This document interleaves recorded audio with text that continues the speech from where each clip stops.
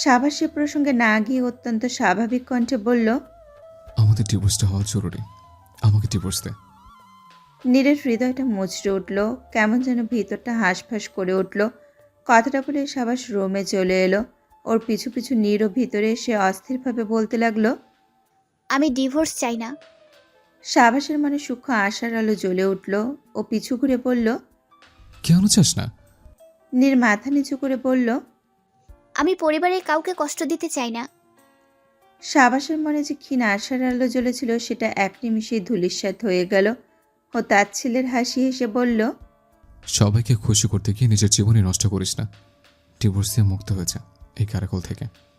না, আমি আপনার সাথে সংসার করতে চাই, নিজেকে আদর্শ বউ হিসেবে উপস্থাপন করতে চাই। তবে আপনার কাছাকাছি যেতে পারবো না এত দ্রুত, একটু সময় লাগবে আমার। সাবাস ভয়ানক রেগে গেল। পাশ থেকে একটা ফুলদানি তুলে সেটা দূরে ছুঁড়ে মারল।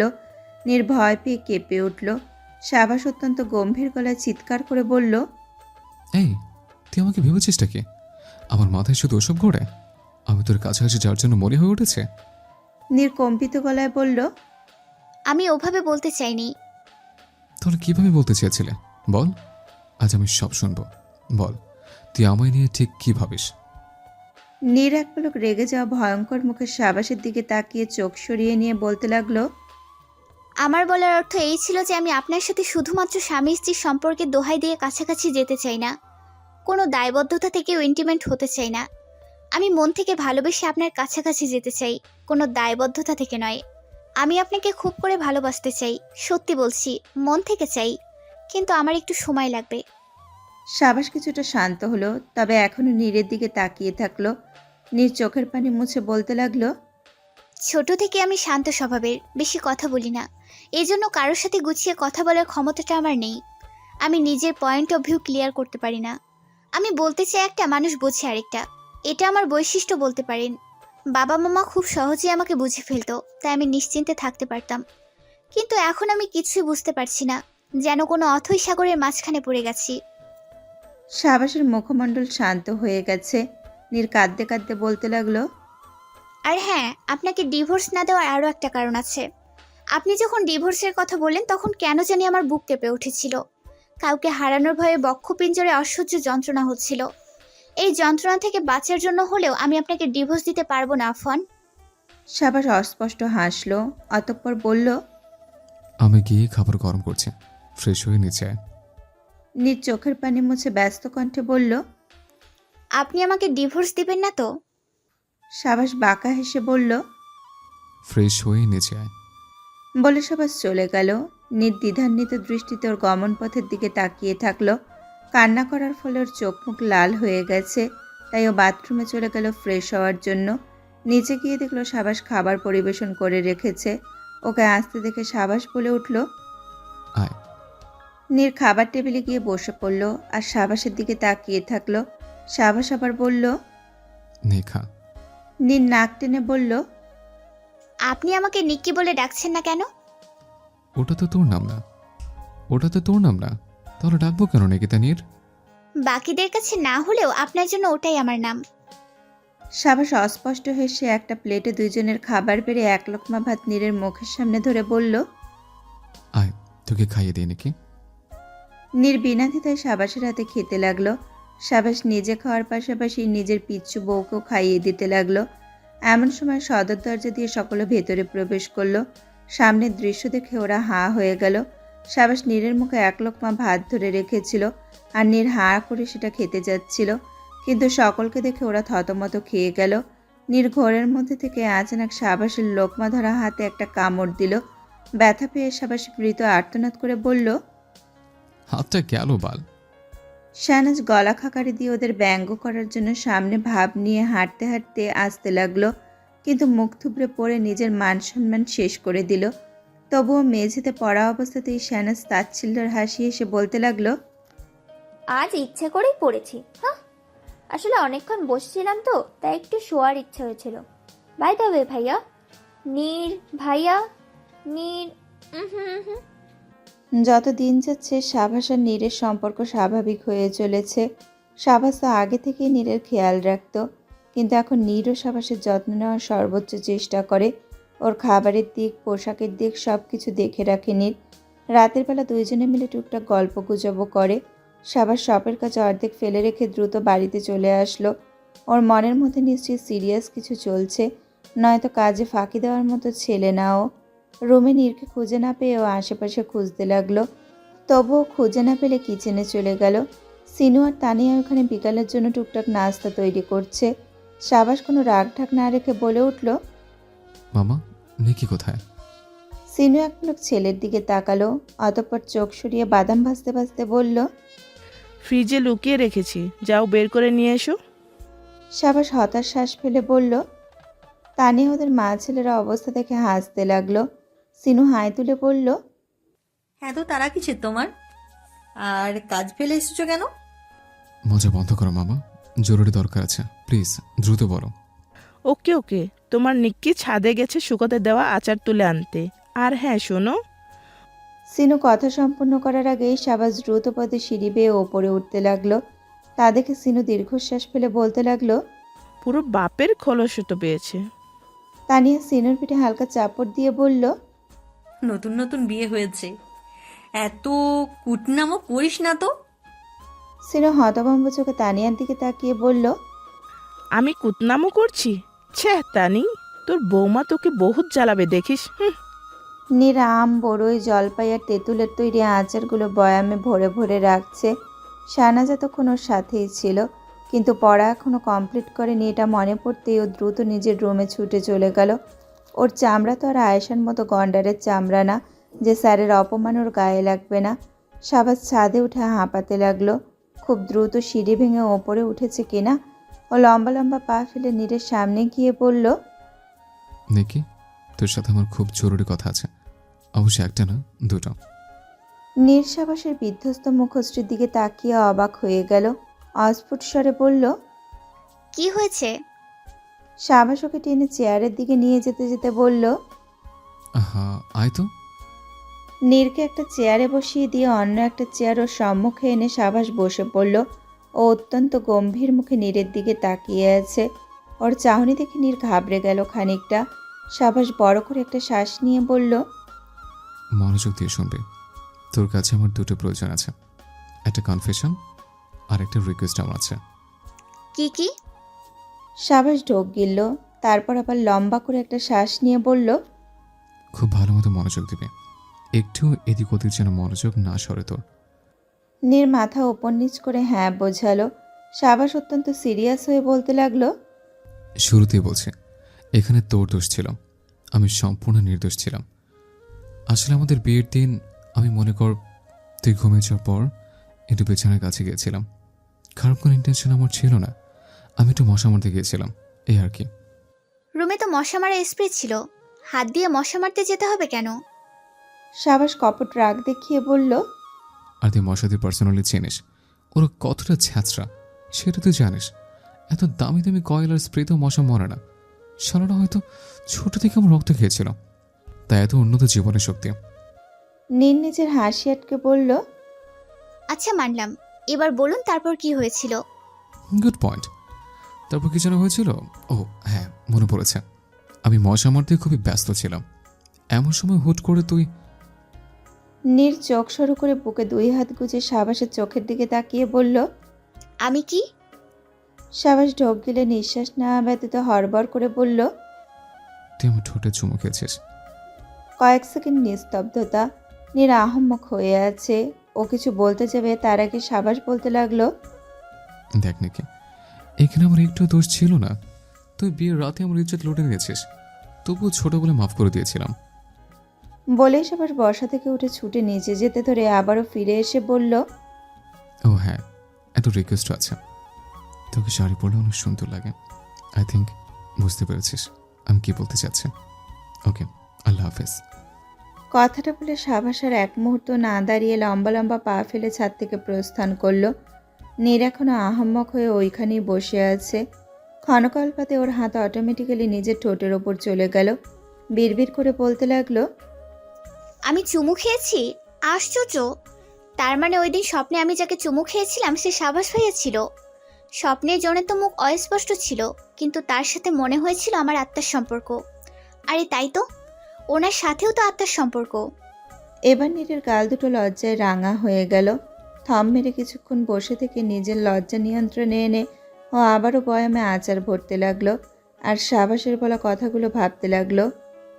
শাহনাজ অবশেষে নিজের পড়াশোনার হিসাব চুকিয়ে বিছানায় হাত পা ছড়িয়ে শুয়ে পড়ল। ক্লান্ত মস্তিষ্কে এখনও একটু বিশ্রাম দেওয়া প্রয়োজন, কিন্তু তার হলো কোথায়। একটা বিষয় মস্তিষ্কে এসে ঝাঁকি মারতেই শাহনাজ তড়াক করে বিছানায় উঠে বসলো। গালে হাত দিয়ে বলতে লাগলো, তুষার ভাইয়ের এনটা কি? অনেকক্ষণ চিন্তা করার পর শাহনাজ নিজের চুল টেনে ধরে বলতে লাগলো, এই মাথা তোর ভিতরে আদেও কিছু আছে নাকি সবটাই ফাঁকা? নিজের বউকে নিয়ে ওখানে সংসার করার জন্য জায়গা ফাঁকা করেছিস, তাই না বেয়াদব? হঠাৎ তানিয়া এসে ওর দরজায় করাঘাত করলো। ও চটজলদি গিয়ে দরজা খুলে দিয়ে বলল, কি হয়েছে ছোট মা? তানিয়ার হাতে কিছু ফলমূল ও সেগুলো শাহনাজের হাতে দিয়ে বলল। শাহনাজ ফলগুলো নিয়ে বলল, থাক তাহলে, তোমাকে যেতে হবে না, তুমি গিয়ে বিশ্রাম নাও, আমি গিয়ে তুষার ভাইকে নিয়ে আসছি। তানিয়া মুচকি হেসে নিচে চলে গেল আর শাহনাজ তিনতলায় যেতে লাগলো। ও তুষারের রুমের দরজায় কড়া নাড়তে চেয়েও নাড়ল না। ভূতের মতো কোনো শব্দ না করে ভেতরে ঢুকলো। তুষার শুধুমাত্র টেবিল ল্যাম্প জ্বালিয়ে বই পড়ছে, নয়তো কিছু লিখছে। শাহনাজ ওর ঘাড়ের ওপর থেকে উকি দিয়ে ধীর স্থির কণ্ঠে বলে উঠল, কি লিখছেন তুষার ভাই? আপনার খাতায় এত এন কেন? তুষার মারাত্মক ভয় পেয়ে চমকে উঠে চেয়ার থেকে পড়ে গেল আর শাহনাজ ওর দিকে দাঁত কেলিয়ে তাকিয়ে আছে। তুষার চটজলদি মেঝে থেকে উঠে নিজের খাতার মোবাইল লুকিয়ে ফেলল। তা দেখে শাহনাজ ভ্রু কুঁচকে পড়ল। কি লুকালেন তুষার ভাই? তুষার নিজের শান্ত স্বভাব থেকে বেরিয়ে অত্যন্ত কর্কশ গলায় বলল, কি চাই তোর? আমার রুমে এইভাবে আসার সাহস তোকে কে দিয়েছে? কিছু বলার জন্য মাথায় চড়ে বসতে চাচ্ছিস শাহনাজ? প্রথমবারের মতো তুষারের এমন অগ্নিরূপ দেখে খুব ভয় পেয়ে গেল শাহনাজ। কম্পিত গলায় বলল, আপনাকে ছোট মা ফলগুলো দিতে বলেছিল। কারো রুমে প্রবেশ করার আগে যে নক করতে হয় সেটা জানিস না? প্রাইভেসি বলতে একটা কথা আছে শাহনাজ। অনেক বাচ্চামো করেছিস, এখন একটু বড় হ।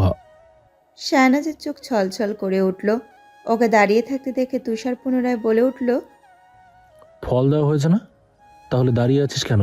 যা এখান থেকে। শাহনাজ দ্রুত রুম থেকে বেরিয়ে গেল। ওর চোখ বেয়ে টপ টপ করে পানি গড়িয়ে পড়ছে। শাহনাজ চলে যেতেই তুষার চেয়ারে বসে নিজের মাথা চেপে ধরল। বহু কষ্টে নিজের রাগ নিয়ন্ত্রণ করে ও ফোন আর খাতাটা বের করলো। খাতায় শাহনাজের নাম স্পষ্ট করে লেখা আর ফোনের ওয়ালপেপারে সেজুর হাস্যোজ্জ্বল একটা ছবি। সেগুলো থেকে কয়েক পলক তাকিয়ে তুষার দীর্ঘশ্বাস ফেলে বলতে লাগলো, উফ নাজ, তোকে নিয়ে আমি কি করি? আমি চাই না তুই আমার অনুভূতি সম্পর্কে এত দ্রুত জেনে যা, কারণ আমি এখনো গ্র্যাজুয়েশনই কমপ্লিট করিনি। বড় বাবা কোন যোগ্যতার ভিত্তিতে তার মেয়েকে আমার হাতে তুলে দেবে? মুখ দেখে দেবে? তোকে বলে ফেললে তুই এমন সব কাজ কারবার করতি যা দেখে সবাই বুঝে যেত আমাদের ব্যাপারে। তখন আমার একুলো যেত, ওকুলো যেত। তোকে সারা জীবনের জন্য নিজের করার জন্য আমাকে আরো পরিশ্রম করতে হবে, আরো অপরিসীম ধৈর্য ধরতে হবে। কিন্তু তোর মধ্যে তো এই দুয়ের মধ্যে একটা গুণও নেই, মাথা মোটা। শাহনাজ বিছানায় শুয়ে শুয়ে সে অনেকক্ষণ থেকে কান্না করছে। কাঁদতে কাঁদতে হেঁচকে উঠে গেলেও চোখের পানি কমছে না ওর। আরও কিছুক্ষণ পর শাহনাজ উঠে বসে নাক টেনে সর্দি ভেতরে প্রবেশ করতে করতে বলল, আপনি বেয়াদব, আপনার দাঁতে পোকা ধরবে, তখন আর নিজের চমৎকার হাসি দিয়ে ওই বেয়াদবের বেয়াদব এনকে পটাতে পারবেন না। বলে আবার কাঁদতে লাগলো। সাবাসের আসতে আজ একটু দেরি হবে জন্য নিজ শাহনাজের রুমের সামনে আসতেই চমকে উঠল। দ্রুত দরজা ঠেলে ভেতরে প্রবেশ করে বিচলিত কণ্ঠে বলল, কাঁদছিস কেন সেজু? কে কি বলেছে? শাহনাজ কান্না খানিকটা থামিয়ে বলল, মাঝে মাঝে কান্না করতে ভালো লাগে, তুই বুঝবি না। নিজ শাহনাজের দুই গাল টেনে ধরে বলল, বল কি জন্য কাঁদছিস? এই ছাড় ছাড়, গাল ছাড়, নতুন নাক দিয়ে ড্রামে ড্রামে সর্দি বের হয়ে যাবে। ছি গাচামে, যাকে বল কি হয়েছে? তুষারের কথা তো আর বলতে পারবে না, তাই শাহনাজ বলতে লাগলো, আসলে আমি মারা গেলে সবাই কি কি বলবে আর কিভাবে কিভাবে কান্না করবে সেটা কল্পনা করে ভীষণ কান্না পাচ্ছে। বলে শাহনাজ জোরে কাঁদতে কাঁদতে বলল, বাবা মামা খুব কান্না করছে রে নীর। ভাইয়া আর আয়েশা আপু তো কারোর সাথে কথাই বলছে না। স্থির হয়ে বসে আছে। আর তুবা আপু আমার শোকে আবার দাদু হয়ে গেছে। বলে শাহনাজ ডুকরে কাঁদতে লাগলো। নীরা আহম্মক হয়ে কিছুক্ষণ ওর দিকে তাকিয়ে থেকে হঠাৎ অট্টহাসিতে ফেটে পড়ল। হাসতে হাসতে বিছানায় শুয়ে পড়ে বলতে লাগলো, আল্লাহ বাঁচাও, আশ্চর্য, মানুষ এ কারণেও কান্না করতে পারে। সকালের মনোরম পরিবেশটা উপভোগ করা শেষে শাহনাজ ভার্সিটি যাওয়ার জন্য তৈরি হতে লাগলো। প্রতিদিন সকালে ছাদে গিয়ে তুষার আর সাবাস জিম করে। শাহনাজ সেখানে গিয়ে ওদের জিম করা দেখার পাশাপাশি নিজেও টুকটাক প্র্যাকটিস করে। যদিও ওর দ্বারা সবচেয়ে সহজ ব্যায়ামটাও হয় না, তবুও চেষ্টার ত্রুটি রাখে না। কিন্তু আজ শাহনাজ সেখানে যায়নি, নিজের রুমের ব্যালকনিতেই ছিল পুরোটা সময়। ব্যাকপ্যাক নিয়ে শাহনাজ রুম থেকে বেরোতেই তুষারের মুখোমুখি হলো, কিন্তু অন্য দিনের মতো হেসে উঠে গল্প শুরু করে দিল না, বরং ওকে পাশ কাটিয়ে নির্লিপ্ত ভঙ্গিতে চলে গেল। তা দেখে তুষার খানিকটা আশ্চর্য হয়ে গেল। ডাইনিং টেবিলে গিয়ে ওর আশ্চর্য আরও বেড়ে গেল যখন শাহনাজ ওর পাশের চেয়ারে না বসে ওর থেকে অনেক দূরের একটা চেয়ারে গিয়ে বসে পড়ল। তুষার ভ্রু কুঁচকে শাহনাজের দিকে বারবার তাকাতে লাগলো, কিন্তু শাহনাজের কোনো হেলদোল নেই। ও নিজের মতো করে খেয়ে যাচ্ছে। অন্যদিকে নিজ শাহনাজের পাশে গিয়ে বসতে ধরলেও সাবাসের ইশারায় ওর পাশে গিয়ে বসলো। ও মাথা নিচু করে রেখে খাবার খেয়ে চলেছে। ওর ভীষণ লজ্জা লাগছে সাবাসের পাশে বসে খেতে, কিন্তু সাবাসের মুখভঙ্গি অত্যন্ত স্বাভাবিক, যেন ওর পাশে কোনো বাদাম বসে আছে। ওদের দুইজনের দিকে তাকিয়ে শাহনাজ মিটিমিটি হাসতে লাগলো। হঠাৎ তুষারের দিকে চোখ যেতেই ও আচানক হাসি বন্ধ করে মুখটা গম্ভীর করে ফেলল। তুষার এতক্ষণ ওর দিকেই তাকিয়েছিল। শাহনাজ দ্রুত ওর থেকে চোখ সরিয়ে নিয়ে পুনরায় খাওয়ার দিকে মনোযোগ দিল, কিন্তু তুষারের খাওয়ার ইচ্ছে মরে গেল। ওর অবস্থা খেয়াল করে তানিয়াম বলে উঠল। খাচ্ছ না কেন? তুষার বসা থেকে উঠে বলল। খেতে ইচ্ছে করছে না মাম্মা। তানিয়া কিছু বলার আগে মেহমেদ বলে উঠল। ইচ্ছে করবেই বা কেন? হোয়াট এভার, সারাদিন বই খেলে পেট তো ফাঁকা থাকার কথা না। তুষার উত্তরে কিছু না বলে হাত ধুতে চলে গেল। তা দেখে মেহমেদ বলে উঠল। দেখলে দেখলে কেমন অকৃতজ্ঞ ছেলে। হোয়াট এভার, বাবার কথার উত্তর দেওয়ার প্রয়োজন বোধ পর্যন্ত করলো না। সাজিদ খেতে খেতে বলল। যে কথা বলিস তাতে তোকে উত্তর কেন? তোর দিকে তাকানো উচিত না। তুষার যে তোর কথা মনোযোগ দিয়ে শুনে গেছে, এটাই তোর ভাগ্য। তুষারও তো মনে মনে তোকে কয়েকবার অছর দিয়ে তবে গেল। মেহমেদ কোমরে হাত দিয়ে বলল। ও তাই তো বলি, আমার কোমরটা এত ব্যথা করছে কেন? হোয়াট এভার, সব তাহলে আমার ছেলের কারিশমা। ছ্যাঃ, আমি তো এর শাস্তি ওকে দিয়েই ছাড়বো। তানিয়া কপট রাগ দেখিয়ে বলল। আর একটা বাজে কথা বললে আমি পরকালে গিয়ে আপনার থেকে সব রকম হিসাব নিব বলে দিলাম। মেহমেদ এবার চুপসে গেল, ব্যস্ত হয়ে খাবার খাওয়ায় মনোযোগ দিল। ওর অবস্থা দেখে সবাই জোরে জোরে হাসতে লাগলো। ডাইনিং টেবিলে এক দফা রসিকতার পর সবাই যে যার কর্মস্থলে যাওয়ার জন্য তৈরি হতে লাগলো। শাহনাজ সোজা গিয়ে গাড়িতে বসে পড়ল। তুষার নিজের বাইক বের করার সময় তা দেখে যার পর নয় অবাক হয়ে গেল, কেননা প্রতিদিনই শাহনাজ ওর কাছে এসে বায়না করে বাইকে চড়ার জন্য। যদিও তুষার একদিনও সম্মতি দেয় না, তবুও বায়না করতে থাকে। তুষার বাইক রেখে গাড়ির কাছে গিয়ে বলল। ভাবলি আজ আমি তোর সাথে গাড়িতে যাব, সরে বস। শাহনাজ নিজের জায়গায় ঠায় বসে থাকলো। তা দেখে তুষার পুনরায় বলে উঠল। গাড়ির লক খুলে দে আর সরে বস। জায়গা নেই। তুষার শান্ত গলায় বলল। জায়গা আছে, এখানে তুই ছাড়া কেউ নেই, আর আসবেও না, কারণ নীর সাবাস ভাইয়ের সাথে বাইকে যাবে। শাহনাজ ওর দিকে না তাকিয়েই বলল। আফান, এই গাড়িতে কোনো ছেলে অ্যালাউ না। গাড়িতে যাওয়ার শখ হলে অন্য গাড়িতে যান, এখানে না। তুষার শীতল দৃষ্টিতে ওর দিকে তাকিয়ে থাকলো। সেটা কোনোরূপ পাত্তা না দিয়ে শাহনাজ ড্রাইভার আঙ্কেলকে গাড়ি চালাতে বলল। গাড়ি হাসান ভিলার সীমানা অতিক্রম করলেও তুষার এখনও ওইখানেই দাঁড়িয়ে আছে। শান্ত তুষারের চোখ দুটোতে আজ ক্ষুব্ধতা এসে ভর করেছে। ও হাত মুষ্টিবদ্ধ করে বাইকে গিয়ে উঠে পড়ল এবং প্রথমবারের মতো হাই স্পিডে বাইক চালাতে লাগলো। প্রচণ্ড রাগ হচ্ছে ওর। এই রাগ ভেতর থেকে বের না করা পর্যন্ত শান্তি পাবে না ও। সাবাস শার্ট পাল্টে নিচে আসতে নীর ব্যাকপ্যাক নিয়ে বসা থেকে উঠে পড়ল। সাবাস ওর দিকে তাকিয়ে বলল। যাওয়া যাক। নীর মুচকি হেসে সম্মতি জানিয়ে ওর পিছু পিছু যেতে লাগলো। সাবাস বাইকে উঠে ইশারায় নীরকে উঠতে বলল। নীর বড় করে একটা শ্বাস নিয়ে ওর পেছনে উঠে বসলো। এই প্রথমবার ও কারো বাইকে উঠলো, তাই একটু এক্সাইটেড। আর বাইকের মালিকের সাথে যাবে ভেবে ওর লজ্জাও করছে খানিকটা। নীর বাইকের পেছনটা আঁকড়ে ধরে আছে, সাবাসকে ধরেনিও। বাইক চলতে শুরু করলো। নীর আশেপাশে তাকিয়ে প্রকৃতি দেখতে লাগলো। ওর ভীষণ ভালো লাগছে এই বাইক জার্নি। গাড়ির মতো কোনো বদ্ধতা নেই, একদম উন্মুক্ত। প্রকৃতিকে আরও সুন্দরভাবে কাছ থেকে উপভোগ করতে পারছে ও। হঠাৎ রাস্তায় একটা বক্র জায়গা আসতেই নীর সাবাসের কাঁধে গিয়ে ধাক্কা খেলো। 2 হাত দিয়ে সাবাসের শার্ট আঁকড়ে ধরল। সাবাস ব্যস্ত হয়ে বলতে লাগলো, ব্যথা পেয়েছিস? সাবাসের এত কাছাকাছি আসায় নীরের হৃদস্পন্দন দ্রুতগতিতে ওঠানামা করতে লাগলো। ও এক দৃষ্টিতে পেছন থেকে সাবাসের সৌন্দর্য উপলব্ধি করতে লাগলো। ওর থেকে জবাব না পেয়ে সাবাস পুনরায় বলে উঠল। কি রে, কথা বলছিস না কেন? কোথাও লেগেছে? নীর নিজেকে সামলে সাবাসের থেকে কিছুটা দূরে সরে বলল, না, কিছু হয়নি। আমার কাঁধে হাত রাখ তাহলে, আর এভাবে হুমড়ি খেয়ে পড়তে হবে না। তুই কি সেজের মতো হওয়ার বায়তারা করছিস নাকি? নীর সামান্য হেসে বলল। না, আমি নিক্কি হওয়ার চেষ্টা করে চলেছি। সাবাস অস্পষ্ট হাসল, অতঃপর গলা খাকারি দিয়ে বলল।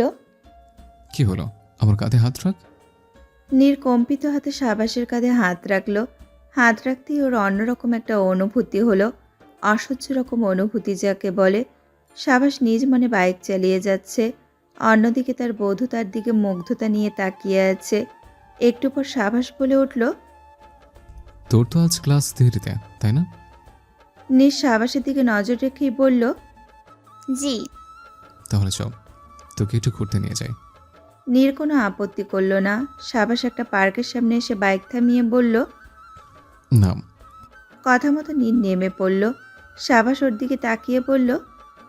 এভাবে আর কখনো আমার দিকে তাকিয়ে থাকবে না নাকি? নয়তো। সাবাস বাঁকা হেসে বাইকটা পার্ক করতে চলে গেল। আর নীর লজ্জায় লাল নীল বেগুনি হতে লাগলো। এইভাবে সাবাসের কাছে ধরা পড়ে যাবে সেটা ভাবতেই পারেনি। কিছুক্ষণ পর সাবাস আসলে ওরা দুইজনে ভেতরে প্রবেশ করলো। পার্কের ভেতরে প্রবেশ করে নীর ক্ষণে ক্ষণে মুগ্ধ হতে লাগলো।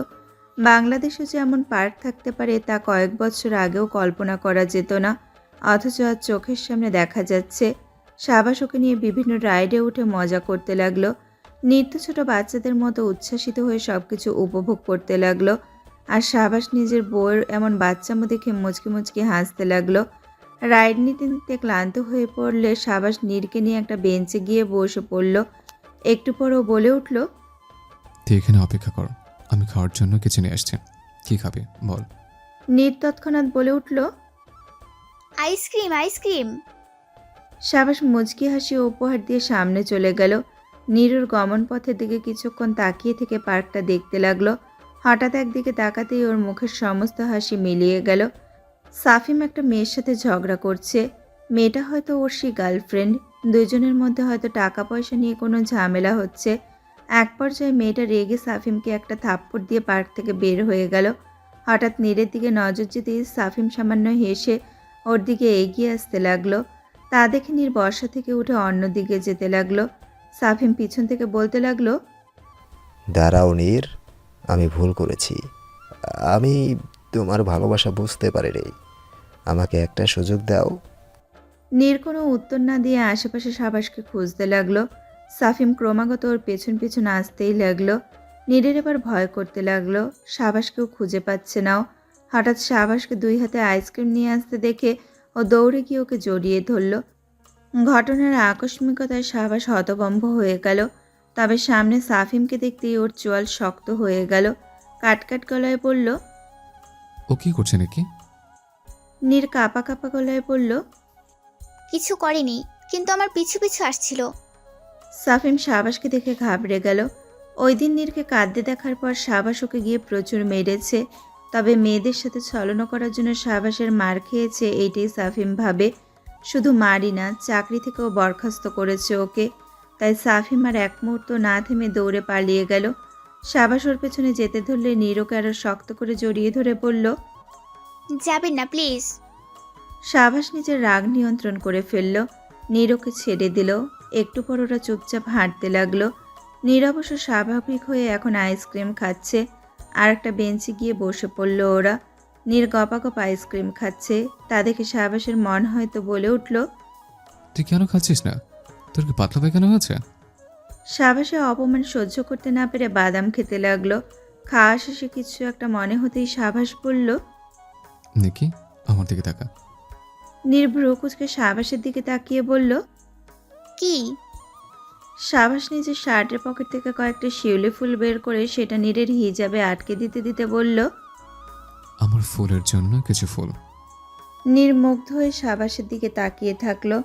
আজ ওর খেয়াল হলো সাবাসটি কতটা সুদর্শন। গম্ভীর মুখের শ্যামলা সুন্দর পুরুষটার প্রেমে পড়ে গেল না তো নীর? নিজের মুগ্ধতা কাটিয়ে নীর মনে মনে বলতে লাগলো। আমার চয়েস আসলেই খারাপ। চোখের সামনে এমন একজনকে রেখে আমি কিনা ওই সাদা মোলা কুমড়ো পটাশ রামছাগল জলহস্তি গন্ডার বলদটাকে পছন্দ করেছিলাম। ছ্যাঃ, আমার পছন্দ দেখে রসালতে গিয়েছিল রে। স্যাঁ স্যাঁ স্যাঁ। দুটো ক্লাস করা শেষে নীর আর শাহনাজ ক্যাম্পাসে ঘুরে বেড়াতে লাগলো। শাহনাজ এটা সেটা বলে নীরকে ক্রমাগত লজ্জা দিয়ে চলেছে। ক্লাস শুরু হওয়ার ঠিক 1 মিনিট আগে সাবাস নীরকে নিজ দায়িত্বে ক্লাসে বসিয়ে রেখে গেছে। পুরাতন স্টুডেন্ট হওয়ায় ক্লাসের স্যারও সাবাসের সাথে কিছুটা মশকরা করেছে। সেই সব নিয়ে শাহনাজ তখন থেকে নীরকে লজ্জায় মেরে ফেলার পায়তারা করছে। শাহনাজ বলতে লাগলো। মানুষ বিয়ের পর কিভাবে বদলে যেতে পারে সেটা তোকে না দেখলে বুঝতেই পারতাম না। আগে বিয়ে না করার জন্য কি কান্নাকাটি করলি, আর এখন আমার ভাইয়াকে চোখে হারাস। বাহ বাহ, কি উন্নতি। নীর কপট রাগ দেখিয়ে বলল। তুই চুপ করবে সেজু। বুঝেছি, তোকে দ্রুত বিয়ে দিয়ে বিদায় করতে হবে। শাহনাজের মুখে দুষ্টুমি মিলিয়ে গেল, তবুও জোরপূর্বক মিথ্যে হাসি বজায় রাখলো। তবে সেই মিথ্যা হাসিও মিলিয়ে গেল সামনে তুষারকে একটা মেয়ের সাথে কথা বলতে দেখে। শাহনাজের দিকে নজর যেতেই তুষার উসফুস করতে লাগলো। বরাবরের মতো আজও না শাহনাজ মেয়েটার সাথে ঝগড়া শুরু করে দেয়। যতবার তুষার কোনো মেয়ের সাথে কথা বলেছে ততবার শাহনাজ ওই মেয়েগুলোকে যার পর নয় বকা দিয়েছে। এমন বকা দিত যে ওই মেয়ে আর দ্বিতীয়বার তুষারের আশেপাশেও দেখা দিত না।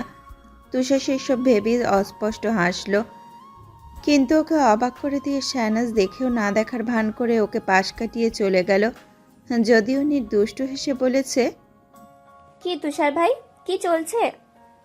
তুষার শাহনাজের উপর নজর অব্যাহত রেখে ব্যস্ত কণ্ঠে বলেছে। কেউ না, একটা টপিক বুঝে নিতে এসেছিল, ব্যাস এটুকুই।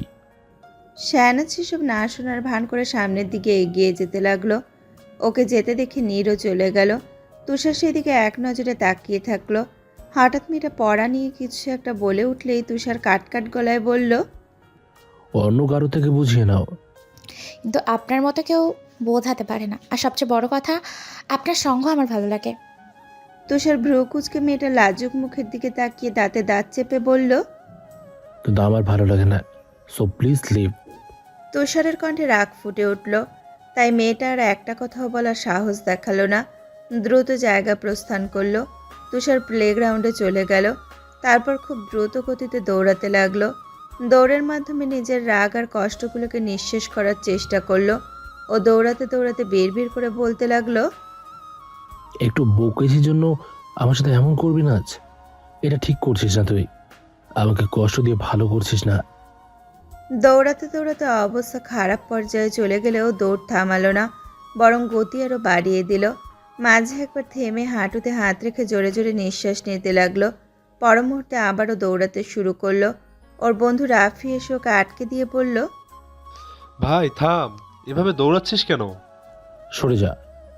বলে তুষার আবারও দৌড়াতে লাগলে রাফি ওকে জাপটে ধরে বলল। দম আটকে মরার পরিকল্পনা কবে থেকে করছিস বলতো? তোর না আজকে বিয়ে, বিয়ে না করেই মরতে চাস? ছোট্ট ছোট্ট তুষার নাচকে মানুষ করতে চাস না? তুষার কিছু বলল না, তবে দৌড় থামালো। এই সুযোগে রাফি ওকে একটা বেঞ্চে নিয়ে গিয়ে বসালো। তারপর 1 বোতল পানি বাড়িয়ে দিল। তুষার সেটা এক নিমেষেই খেয়ে ফেললো। অতঃপর মুখ মুছে বলল। আমার নাচ আমাকে ইচ্ছে করে কষ্ট দিচ্ছে রাবি, আমি সহ্য করতে পারছি না। আর তুই যে মেয়েটাকে শুরু থেকেই ধোঁয়াশায় রেখে কষ্ট দিচ্ছিস, তার বেলা একদিনে এই অবস্থা হয়ে গেল তোর। মানতে হবে, আমার ঝুলে থাকা ভাবির ধৈর্য শক্তি প্রচুর। তুই জানিস আমি এমন কেন করছি? জানি তো, তোর অবশ্যই ভ্যালিড পয়েন্ট আছে, কিন্তু না কিছু পজিটিভ সাইন তো দেওয়া উচিত তোর। অনেক পজিটিভ সাইন দিয়েছি, কিন্তু ওই ভ্যাবলি বোঝেনি। কি সাইন? আচ্ছা, কি সাইন দিয়েছিস বল দেখি। ওকে ফুল দিয়েছি, ও ও আমার খাতায় এন লেখা দেখেছে। এগুলোই কি যথেষ্ট নয়? রাফি জোরে হেসে উঠল, হাসতে হাসতে বলল, তুই কি সবাইকে তোর মতো ব্রিলিয়েন্ট ভেবেছিস? তুই ভাবিকে ফুল দিয়েছিলি এটা বলে যে তোর রুমে জায়গা নেই, আর তুই ভাবিকে আড়ালে নাচ বলে ডাকিস, সামনাসামনি ভ্যাবলি বলে ডাকিস। কিভাবে বোঝার কথা? কিভাবে না বোঝার কথা? এগুলো খুবই ইজি, একটু চিন্তা করলেই ধরে ফেলা যায়। ভাই বিশ্বাস কর, আমাকে তুই নিজে থেকে না বললে আমিও বুঝতাম না। আশ্চর্য, তোরা এত মূর্খ। সন্ধ্যার পর বড়রা ড্রয়িং রুমে বসে চা খাচ্ছে আর গল্প করছে। অবশ্য আজ হঠাৎ তানজিৎ এসেছে কিছু জরুরি কথা বলার জন্য। সবাই ওর জরুরি কথা শোনার জন্য অধীর আগ্রহে বসে আছে। কিছুক্ষণ পর তানজিৎ বলে উঠল, আমার কলিগ মারুফ, ওর কথা মনে আছে তোমাদের? মেহমেতের উচ্ছ্বাসিত মুখটা মুহূর্তেই গাঢ় অমানিসায় ছেয়ে গেল। ও চোখ মুখ কুচকে বলল, মনে থাকবে না আবার ওই গরুর লেজটাকে? হোয়াট এভার, আমার মিস তেনাকে বিয়ে করে আমার থেকে ছিনিয়ে নিতে চেয়েছিল শালা। সাজিদ ওর কথা টেনে বলে উঠল, আর আমাদের মেহনতের নাকের পানি চোখের পানি এক করে দেওয়া সেই মহান ব্যক্তিকে আমি আজীবনও ভুলব না। ওর বদলতে এই ব্রয়লার মুরগির ফ্যাসফ্যাচানি থেকে একদিন অন্তত রেহাই পেয়েছিলাম। তুই খুব খারাপ ভাই। হোয়াট এভার, আমার সাথে লাগিস কেন এত এই বুড়ো বয়সে এসেও? বুড়ো হতে পারিস তুই, আমি না। আর হ্যাঁ, কেউ স্বেচ্ছায় বাঁশ খেতে চাইলে খাক, আমি আবার না করতে পারি না। খুবই উদার মানসিকতার লোক কিনা। হোয়াট এভার তুই। তানিয়া ওকে থামিয়ে দিয়ে বলল, পরে ঝগড়া হবে, এখন ভাইয়ার কথা শোনা যাক। বলো ভাইয়া, তোমার কলিগের কি হয়েছে? মেহমেদ চোখ শুরু করে বইয়ের দিকে তাকিয়ে বলল, তোমার তো আগ্রহ কেন মিস তেনা? হোয়াট এভার, এই বুড়ো বয়সে আমার সতীন আর তুষারের সৎ বাবা আনতে চাচ্ছ না তো? তানিয়ার রাগও পেল আবার হাসিও পেল। লোকটা এখনো ওকে নিয়ে অনেক জেলাস। মারুফকে নিয়ে ওর জেলাসের লেভেল অনেক হাই। অবশ্য হবেই বা না কেন, ওই ছেলের জন্যই মেহমেদের মতো ছেলের চোখে পানি এসেছিল। তানজিৎ গলা খাকারি দিয়ে বলল, মারুফের বড় ছেলে সিভিল ইঞ্জিনিয়ার, ও আমাদের শেহনাজ মামুনিকে বিয়ে করতে চায়, ভেবে দেখো। সাজিদ চুপ করে বসে থাকলো। সিনুর কপালে খানিকটা ভাঁজ পড়ল। হয়তো কোনো কারণে মনে মনে ও এটা চাচ্ছে না। মেহমেদ বলে উঠল, প্রশ্নই ওঠে না। হোয়াট এভার, ওই ছেলের সাথে আমি আমার শেহনাজ মামুনিকে বিয়ে দেব না। তানিয়া ব্রকুচকে বলল, কেন দিবেন না? শুধুমাত্র জেলাসির জন্য মানা করার চেষ্টা করলে পরকালে গিয়ে হিসাব নিব আমি। মেহমেদ মুখ ভেঙচি কাটল। অন্যদিকে সাজিদ অবশেষে মুখ খুলে বলল, ছেলের বিষয়ে আমি নিজে আগে খবর নেব, তারপর ভেবেচিন্তে সিদ্ধান্ত জানাবো। ঠিক আছে, খোঁজ নিয়ে দেখো সাজিদ। অবশ্য আমি খোঁজ নিয়েছি, ছেলে অত্যন্ত ভালো, কোনো খারাপ রিপোর্ট নেই। আর তাছাড়া খুব একটা দূরে নয় ওদের বাড়ি, শেহনাজকে নিজেদের আশেপাশেই রাখতে পারবে। আচ্ছা, তোমাকে 2 দিন পর সিদ্ধান্ত জানাচ্ছি। ঠিক আছে। তানজিৎ বর্ষা থেকে উঠতে ধরলে তানিয়া আর সিনু ওকে রাতের খাবার খেয়ে যাওয়ার জন্য অনুরোধ করতে লাগলো, কিন্তু তানজিৎ ব্যস্ততা দেখিয়ে চলে গেল। ওইদিকে মেহমেদ মুখ গোমরা করে বসে আছে আর মনে মনে বলছে, দুনিয়ায় আমার শত্রু ছাড়া আর কারো ছেলে পাওয়া গেল না। হোয়াট এভার, ভেরি আশ্চর্যজনক ব্যাপার স্যাপার। কিছুদিন থেকে শাহবাজ নীরের সাথে বিছানাতেই থাকে। যদিও ওদের মাঝখানে বিরাট একটা কোলবালিশ বুক ফুলিয়ে শুয়ে থাকে। শাহবাজ সোফাতেই ঘুমাতে চেয়েছিল, কিন্তু নীর ওকে জোর করে বিছানায় ঘুমাতে বাধ্য করেছে। হয়তো নীর কোনোভাবে আন্দাজ করতে পেরেছে যে শাহবাজের সোফায় ঘুমাতে ভীষণ কষ্ট হয়, পিঠে প্রচণ্ড ব্যথা হয়। আজকেও দুজনে বিছানায় বসে আছে। শাহবাজের আর একটা অভ্যাস ঘুমানোর আগে বাদাম খাওয়া। বলতে গেলে ঘুমের সময়টা বাদ দিয়ে বাকি পুরোটা সময়ও বাদাম খায়। ওর অবস্থা দেখে নীর বলে উঠল, আপনার বাদামের সাথে বিয়ে করাটা বেটার হতো। শাহবাজের একটা বাদাম খেয়ে বলল, সতীন চাস? বাদাম সতীন সমস্যা নেই, কিন্তু মানুষ সতীনের কথা বলতে পারছি না। শাহবাজ অস্পষ্ট হেসে নীরের হাতে কয়েকটা বাদাম দিয়ে বলল, আয়, দুজন মিলে তোর সতীনকে কামড়ে কামড়ে খাই। নীর হেসে উঠে বাদামগুলো নিয়ে নিল। তারপর দুইজন মিলে খুবই নিষ্ঠুরভাবে বাদামগুলোকে হত্যা করতে লাগলো। বাদাম খাওয়া শেষে দুইজনে নিজেদের পাশ থেকে এক গ্লাস পানি নিয়ে একে অপরকে দিতে ধরলেই আচানক ওদের ঠোঁট এক হয়ে গেল। 1 সেকেন্ড আহম্মক হয়ে চোখ বড় বড় করে থাকার পর ওরা একে অপরের থেকে দূরে সরে গেল। দুইজনেই যে মারাত্মক লজ্জা পেয়েছে তা ওদের মুখ দেখেই বোঝা যাচ্ছে। কিছুক্ষণ পর সাবাস গলা খাকারি দিয়ে বলল, রাত হয়েছে, ঘুমিয়ে পড়। নীর নিজেকে সামলে নিয়ে শুয়ে পড়ল। সাবাস রুমের লাইট অফ করে দিয়ে নিজেও শুয়ে পড়ল। কিন্তু কিছু সময় আগের ঘটনাটা ওদের ঘুমাতে দিচ্ছে না। শ্বাস প্রশ্বাস অদ্ভুত আচরণ করছে। সাবাসের হঠাৎ মনে হচ্ছে ওরা আজ বিছানায় না ঘুমানোই বেস্ট হবে, কিন্তু কোনো এক চৌম্বকীয় শক্তি যেন ওকে বিছানার সাথে আটকে রেখেছে। নীর চোখ বন্ধ করে রেখেছে। ওর মনে হচ্ছে সাবাস ওর খুব কাছে, তাই ও একটু একটু করে সরতে লাগলো। সরতেই থাকলো, কারণ যত দূরে যাওয়া যায় ততই ভালো। নীর সরছে আর বিড়বিড় করে বলছে, আর একটু, আর অল্পখানি, এই তো দূরেই চলে এসেছি, আর এক আঙুল সরলেই হবে। কিন্তু এক আঙুল সরার পর এমন দূরে গেছে যে সোজা মেঝেতে গিয়ে ঠাঁই হলো। বিছানা থেকে ধপ করে নিচে পড়ার কারণে নীর ব্যথা পেয়ে মৃদু আর্তনাদ করে উঠল। সাবাস চটজলদি বিছানা থেকে নেমে লাইট জ্বালিয়ে দিয়ে চিন্তিত স্বরে বলল। কি হয়েছে? নীর সাবাসের দিকে তাকিয়ে 32 পাটি দাঁত বের করে হাসল।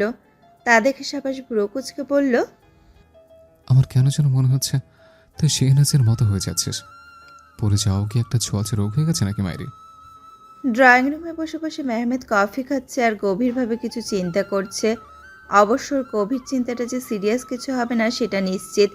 হয়তো ভাবছে এ কাক কেন কালো রঙের, গোলাপি বা নীল রঙের কি জন্য হলো না।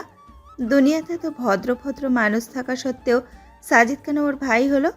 তুষারের মতন এমন একটা ছেলে ওর কিভাবে হতে পারে? ওর ভাবনাগুলো বাধাপ্রাপ্ত হলো সাবাসের আগমনে। ও সদর দরজা দিয়ে প্রবেশ করার পরপরই হাঁক ডাক করতে লাগলো। মাম্মা, কোথায় তুমি? এক গ্লাস পানি আর বাদাম দাও। মেহমেদ বলল, ভাবি ছাদে গিয়েছে, নিজে নিজে খেয়ে নাও। সাবাস হাই তুলে বলতে লাগলো, মাম্মা নেই তো কি হয়েছে? বউ তো আছে। বউ থাকতে নিজে কেন নিয়ে খেতে যাবো চাচ্ছ? নিজের মতো বোকা ভেবো না ওকে। মেহমেদ থম মেরে বিড়বিড় করে বলতে লাগলো, এটা যে সাজিদ ভাইয়ের ছেলে সে বিষয়ে আমার বিন্দুমাত্র সন্দেহ নেই। হোয়াট এভার, ভাবির মতো হলে তো ক্ষতি ছিল না। সাবাস ওকে পাত্তা না দিয়ে পুনরায় হাঁক ছাড়তে লাগলো। নিকি, এদিকে একটু শুনে যা তো। নীর শাহনাজের সাথে বাগানে ছিল। সাবাসের কণ্ঠ শুনে ও ভিতরে প্রবেশ করতে করতে বলল। হ্যাঁ সাবাস ভাইয়া বলুন। মেহমেদ অজান্তেই জোরে হেসে ফেলল। অতঃপর বহু কষ্টে হাসি আটকে গলা খাকারি দিয়ে বলল, বাহ, চমৎকার। হোয়াট এভার, এমন দম্পতি দেখে মন ভরে গেল। সাবাস আর নীর থতমত খেয়ে গেল। মেহমেদ কফি খাচ্ছে আর হাসি আটকানোর জন্য বারবার গলা খাকারি দিয়ে যাচ্ছে। তা দেখে সাবাস ইশারায় নীরকে ওর পিছু নিতে বলল। নীরও সেই অনুযায়ী সাবাসের পিছু পিছু যেতে লাগলো। রুমে এসে সাবাস দেয়ালে হেলান দিয়ে দাঁড়িয়ে থাকলো। নীর রুমে আসতেই সাবাস দরজাটা লাগিয়ে দিয়ে নীরের হাত ধরে ওকে নিজের কাছাকাছি এনে বলতে লাগলো, দেখ নাকি, আমাকে তুই যা ইচ্ছে ডাকতে পারিস, কিন্তু ভাইয়া না। স্বামীকে ভাইয়া বলে ডাকা হারাম। তুই কি আমাকে ভাইয়া ডেকে নিজের পাপ বাড়াতে চাচ্ছিস? নীর মাথা ডানে বামে ঝাঁকিয়ে না বোঝালো। সাবাস ওর চুলগুলোতে হাত বুলিয়ে দিতে দিতে বলতে লাগলো, আমাকে ডাকার জন্য কোনো নাম খুঁজে না পেলে হ্যাঁ গো, ও গো, এই যে ব্লাবলা বলে ডাকতে পারিস, আমার নাম ধরেও ডাকতে পারিস, আমি মাইন্ড করবো না। নীর সাবাসের কাছাকাছি থাকায় এতক্ষণ লজ্জা পাচ্ছিল, কিন্তু এবার ওর কথা শুনে হেসে ফেলল। ওর হাসির দিকে পলকহীন চোখে কিছুক্ষণ তাকিয়ে থেকে বাঁকা হেসে বলল, না হওয়া বাবুর আব্বু বলেও ডাকতে পারিস, বিশ্বাস কর, আমি একটুও মাইন্ড করবো না। নীরের হাসি বন্ধ হয়ে গেল। সাবাসের থেকে দূরে সরার জন্য হাঁসফাঁস করতে লাগলো, কিন্তু সাবাস ওকে আরো শক্ত করে নিজের বাঁধনে আবদ্ধ করে ফেলল। ওর চুলে হাত বুলিয়ে দিতে দিতে ওর কাছাকাছি যেতে লাগলো। নীর তা দেখে ভয় পেয়ে চোখ বন্ধ করে ফেলল। ওর অবস্থা দেখে সাবাস অস্পষ্ট হেসে ওকে ছেড়ে দিয়ে বলল, একটু বাদাম এনে দিবে? সাবাসের অস্তিত্ব নিজের থেকে দূরে সরতে দেখেই নীর চোখ খুলল। ওর এখনো বুক ধুকপুক করছে, অথচ সাবাস স্বাভাবিক ভঙ্গিতে সোফাতে গিয়ে বসে ব্যবসার কিছু কাগজপত্র দেখতে লাগলো। নীর এখনো ঠায় দাঁড়িয়ে আছে। সাবাস কাগজগুলোর দিকে দৃষ্টি অব্যাহত রেখে অনুরোধের স্বরে বলতে লাগলো, একটু বাদাম এনে দে না নাকি, বাদাম না খেলে কাজে মনোযোগ বসাতে পারি না। নীর দ্রুত চলে গেল বাদাম আনার জন্য। বাদাম এনে সাবাসের সামনে রাখলে সাবাস বলল, একটু খাই দিবে? নীর একটুও বিলম্ব না করে সাবাসের পাশে গিয়ে বসে ওকে বাদাম খাইয়ে দিতে লাগলো আর ওকে খুঁটিয়ে খুঁটিয়ে দেখতে লাগলো। একটা কথা ভেবে ওর মন ভার হয়ে আসলো। টেবিলের দোষটা সেদিন সাবাসের উপর দেওয়ার পর থেকে সাবাস ওর কাছাকাছি আসার চেষ্টা পর্যন্ত করে না। সম্পর্ক স্বাভাবিক হয়ে যাওয়ার পরও চেষ্টা করেনি। এই যে কিছুক্ষণ আগেও কাছাকাছি যাওয়ার সম্পূর্ণ সুযোগ থাকার পরও কিছু করলো না। কাজ সম্পূর্ণ করতে করতে রাত 10টা বেজে গেল। এর মাঝে শুধু নামাজ আর খাওয়া দাওয়াটা করেছে সাবাস। বিছানায় বসে ওর দিকেই তাকিয়েছিল পুরো সময়টা। আর মনে মনে এই ভেবে ও অনুশোচনায় জর্জরিত হচ্ছিল যে সাবাসের ঠিক কোথায় ও আঘাত করে ফেলেছে।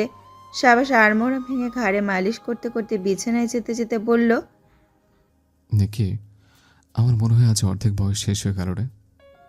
সামান্য হেসে উঠল। সাবাস বিছানায় শুয়ে স্বস্তির নিঃশ্বাস ফেলে চোখ বন্ধ করল। চাঁদের আলো এসে রুমটাকে সামান্য আলোকিত করে দিয়েছে। নীরের চোখে ঘুম নেই। নিজের সাথে অনেকক্ষণ বোঝাপড়া করার পর বুক ভরে শ্বাস নিয়ে বলল, জেগে আছেন? সাবাস ক্ষীণ কণ্ঠে বলল। হুম। একটা কথা ছিল। সাবাসের দিকে পাশ ফিরে বলল। বল। হাঁসফাঁস করতে লাগলো। ক্ষণকল্পাতে ও গলা খাকারি দিয়ে বলল, আপনি আমাকে অনুভব করতে পারেন, এতে আমার কোনো আপত্তি নেই।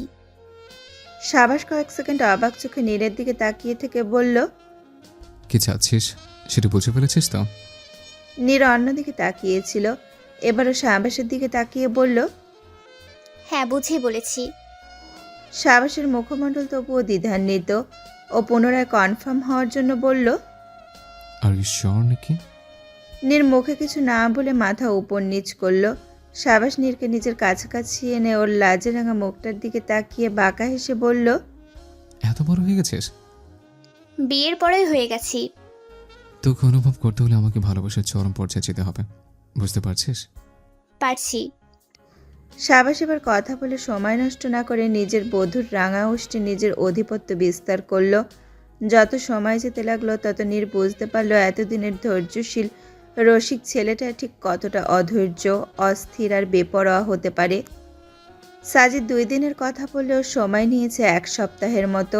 নিজের ছোট মেয়েকে কারো হাতে তুলে দেওয়ার আগে সব কিছু ঝালিয়ে দেখতে চায়ও। আজ অবশেষে তানজিদকে পজিটিভ উত্তর দিয়েছেও।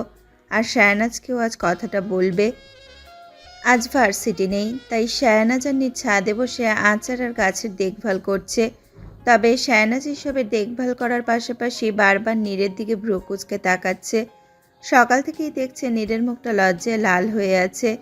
নিজের মাথাকে কষ্ট না দিয়ে ও এবার সোজাসুজি বলে উঠল, তুই আমার লাল হয়ে আছিস কেন? টমেটোর হক মেরে দিতে যাচ্ছিস? তোর জন্য বেচারা নিজের গায়ের রঙকে ফ্যাকাশে হয়ে যেতে দেখলে তো হার্ট অ্যাটাক করে মরবে। নীর চমকে উঠে নিজের গাল দুটো চেপে ধরে বলল, আমার গাল লাল হয়ে আছে? শায়নাজ ব্যঙ্গ করে বলল, না না, লাল কেন হবে? তোর মুখ তো ভাইয়ার বাদামের খোসার কালারের মতো হয়ে গেছে। সাবাসের প্রসঙ্গ আসতেই নীর হাঁসফাঁস করে উঠল।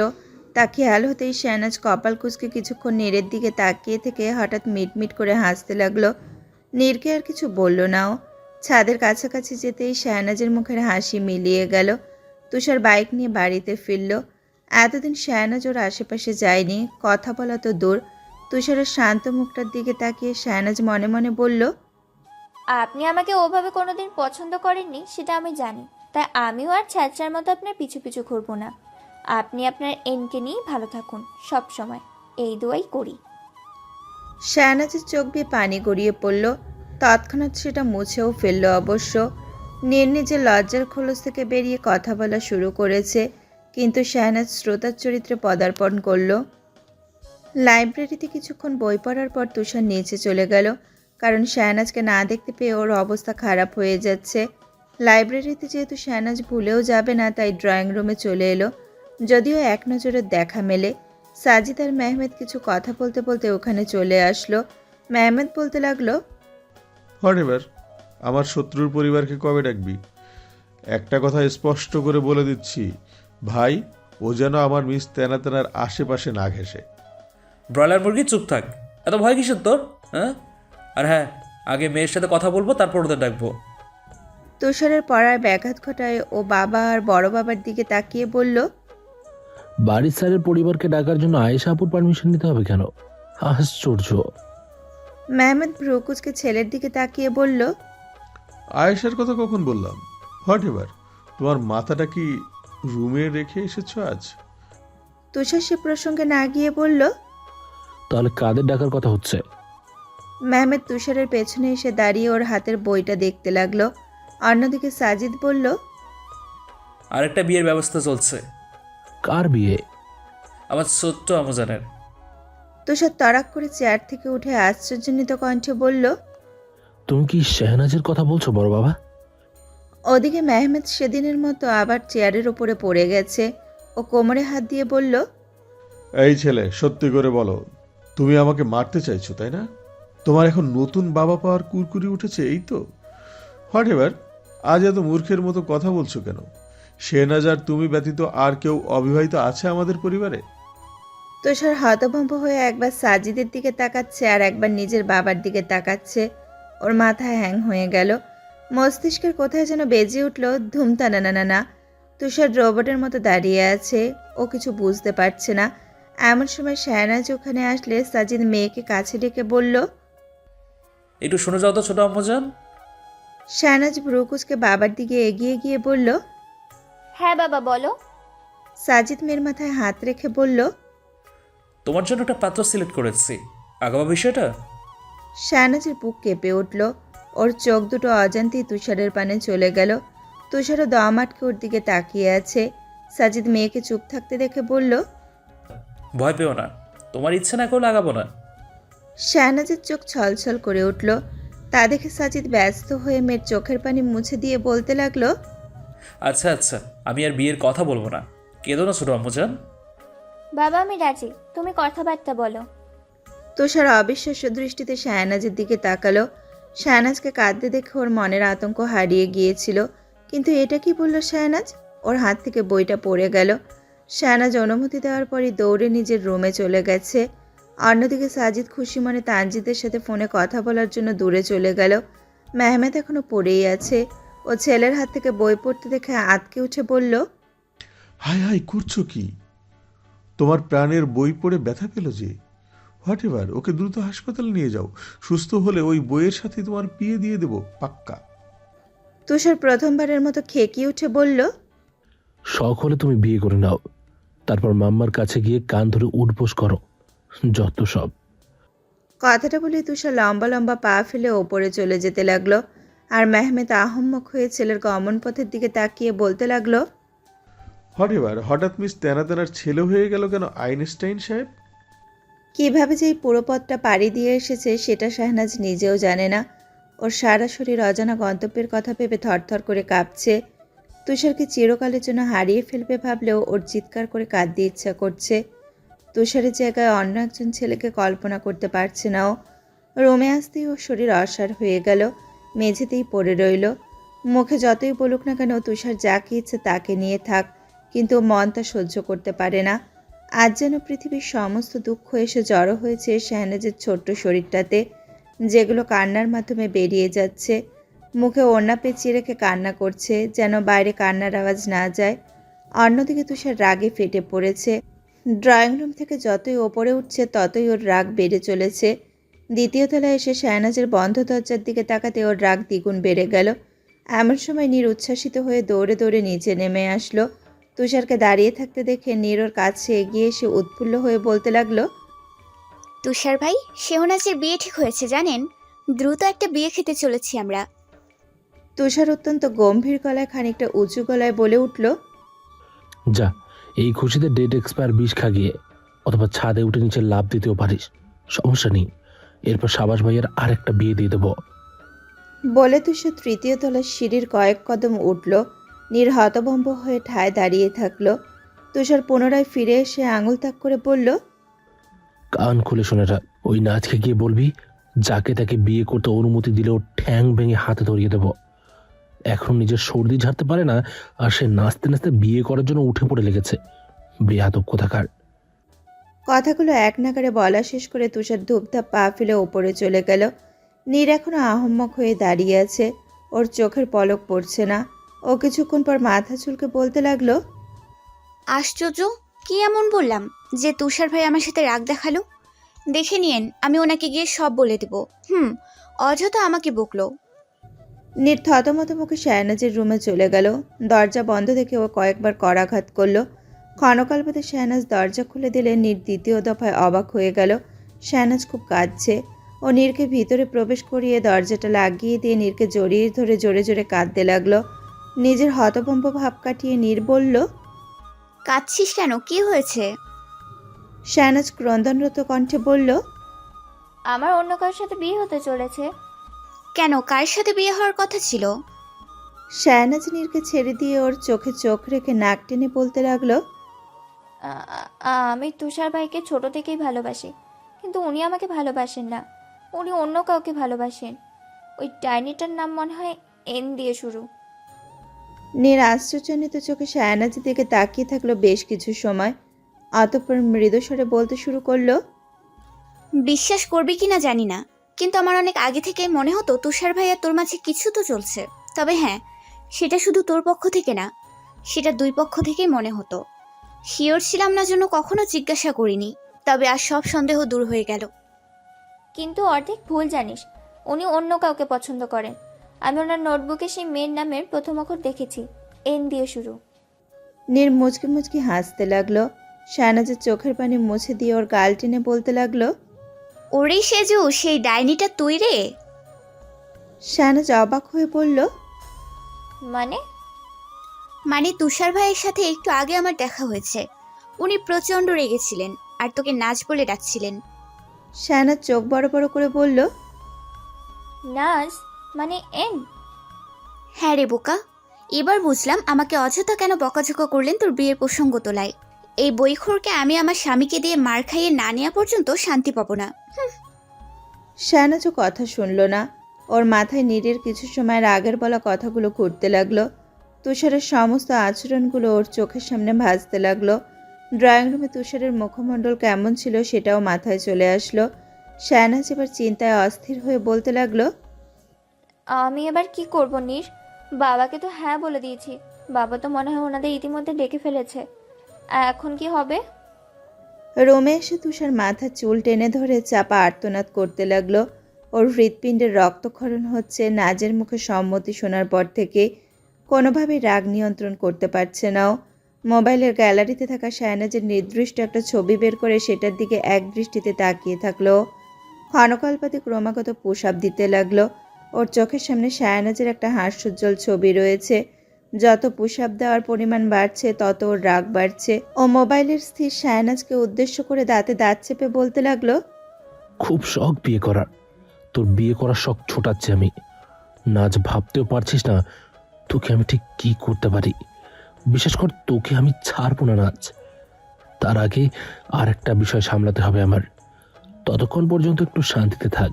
তারপরে শেখ তুষার খান কি জিনিস সেটা তোকে খুব করে বোঝাবো।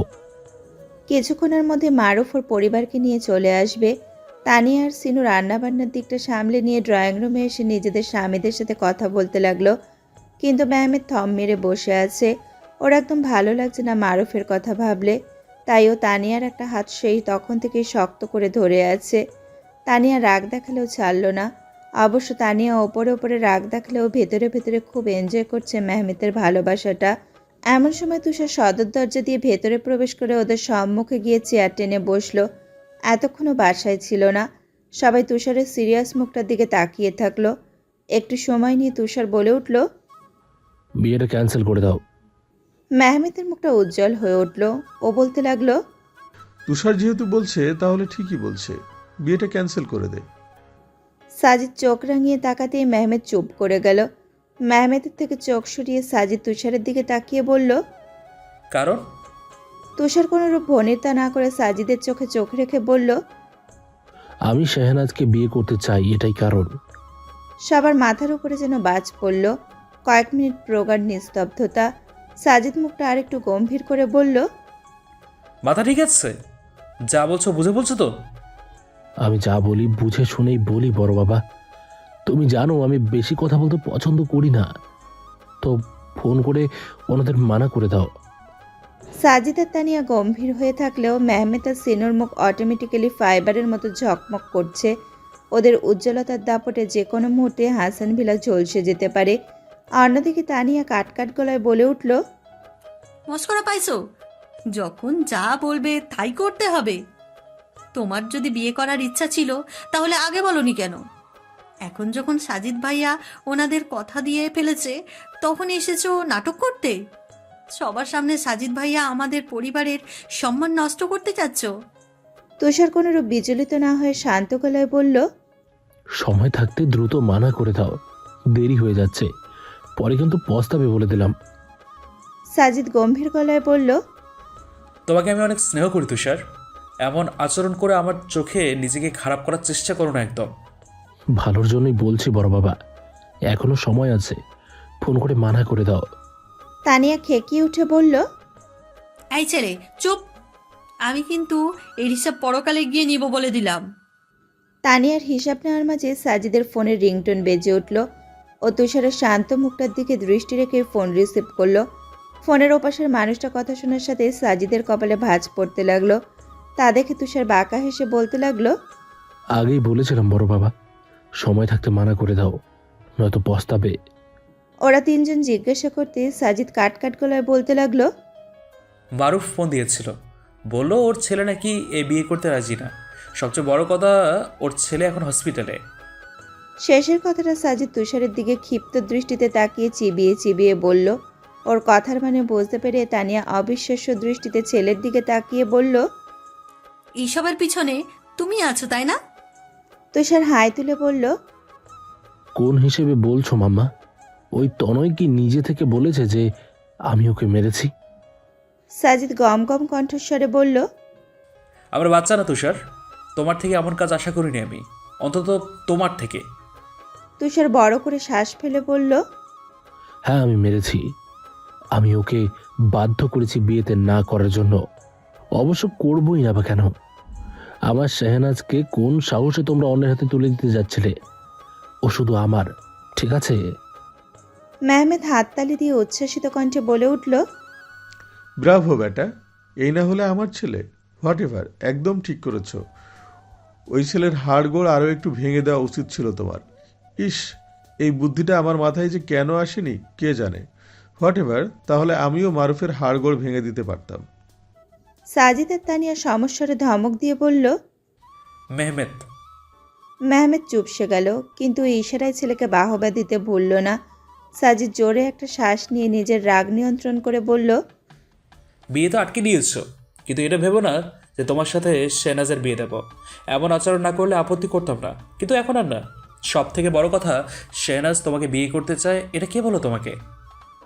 বিয়ে যে করতে চায় না সেটাই বা জানলে কিভাবে বড় বাবা? তানিয়া দাঁতে দাঁত চেপে বলল, কে কি চাই আমি জানি না, কিন্তু তোমার সাথে আমার শেহনাজের বিয়ে দিব না। তোমার সাহস কি করে হলো এসব কাজ করার? এসব না করে যদি আমাকে একবার বলতে, তাহলে আমি সাথে সাথে তোমার সাথে শেহনাজের বিয়ের ব্যবস্থা করতাম, কিন্তু তুমি আমাকে আশাহত করেছো। তুষার তড়াক করে বর্ষা থেকে উঠে গর্জন করে বলে উঠল, বিয়ে দেবে না তাই তো? হোয়াট এভার, এর হিসাব আমি পরকালে গিয়ে কড়াই গন্ডায় বুঝিয়ে নেব। আর দেখি নাচকে আমি ব্যতীত কার সাথে বিয়ে দেওয়ার চেষ্টা করো। বলে তুষার গটগট পায়ে নিজের রুমের দিকে চলে গেল, কিন্তু চারজোড়া চোখ হাঁ করে ওর প্রস্থানের দিকে তাকিয়ে আছে। পরিবারের ডিসেন্ট ছেলেটার থেকে এমন আচরণ পাওয়া অবিশ্বাস্য। মেহমেদ একটা পটেটো খেতে খেতে বলল, এটা যে আমার ছেলে সে বিষয়ে বিন্দুমাত্র সন্দেহ রইল না আর। হোয়াট এভার, আমি আমার আসল ছেলেকে খুঁজে পেলাম আজ। তানিয়া ভ্রুকুচকে স্বামীর দিকে তাকালো। সেটা না দেখার ভান করে মেহমেদ সিনুর দিকে তাকালো। দুজনে ইশারায় কিছু একটা বলেই মুচকি হাসলো। তারপর সিনু গিয়ে সাজিদের চোখ বরাবর একটা কাঁটা চামচ ধরে না জানার ভান করে বলল, একটু আগে কি যেন বলছিলেন? বিয়ে দেবেন না এই তো? ও হ্যাঁ হ্যাঁ হ্যাঁ, ঠিক আছে, কিন্তু আজ যে একটা মার্ডার হতে পারে সেটা কি জানেন? মেহমেদ তো তানিয়ার সামনে আর একটা কাঁটা চামচ ধরে বলল, হোয়াট এভার, একটা না ভাবি, 2টা মার্ডার হবে। ও হ্যাঁ, ভুল বলে ফেলেছি, 2টা হওয়ার কথা আছে। সাজিদের তানিয়া হতভম্ব হয়ে চোখ বড় বড় করে আছে। মেহমেদ হঠাৎ হেসে উঠে বলল, সিরিয়াস ব্যাপার পরে দেখা যাবে। হোয়াট এভার, একটা কথা ভেবে আমার প্রচুর হাসি পাচ্ছে। মারুফের থেকে আমি মিস তেনাতেনাকে ছিনিয়ে নিয়েছি, আর ওর ছেলে তনয়ের থেকে আমার ছেলে শেহনাজকে ছিনিয়ে নিল। আহা, বংশ পরম্পরায় চলতে থাকেটা। ওর কথা শুনে হুট করে সাজিদ আর তানিয়া হেসে উঠে বলল, আচ্ছা চলুক, তার আগে ওর শার্টটাকে গিয়ে সামলাও কেউ। সেই তখন থেকেই শায়নাজান্নির রুমের মধ্যে ঘাপটি মেরে বসে আছে। কিভাবে এই বিয়েটা থেকে মুক্তি পাওয়া যায় সেই চিন্তাই করছে দুজনে মিলে।